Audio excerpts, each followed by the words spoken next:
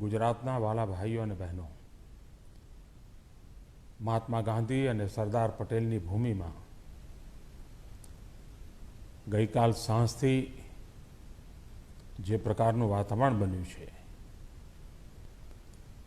જે રીતે હિંસાનો આશરો લેવામાં આવી રહ્યો છે, આપણે બધા જાણીએ છીએ હિંસાથી ક્યારેય કોઈનું ભલું નથી થવાનું.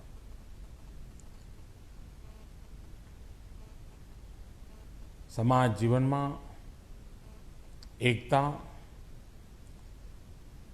સૌ સાથે મળીને ચાલીને રાજ્યનો વિકાસ અને વિકાસ દ્વારા જ સમાજના છેવાડાના માનવીનો કલ્યાણ કરવાનો પ્રયાસ એ આપણે નિરંતર કરતા રહ્યા છીએ. મારી સૌ નાગરિક ભાઈઓ બહેનોને વિનંતી છે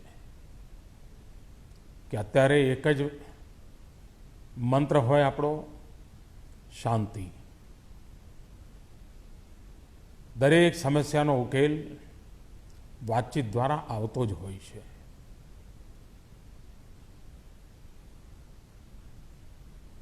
લોકશાહીની મર્યાદાઓનું પાલન આપણે સૌએ કરવું રહ્યું. હું ફરી એકવાર ગુજરાતના સૌ ભાઈઓ બહેનોને શાંતિ રાખવા માટે આગ્રહ કરું છું. હિંસાના માર્ગે જઈને ક્યારેય કશું વળતું નથી.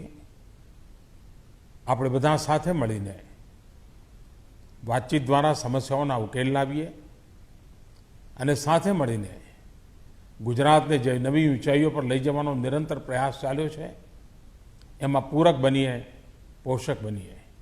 એ જ મારી સૌ મારા ગુજરાતના ભાઈઓ બહેનોને આગ્રહપૂર્વક વિનંતી છે.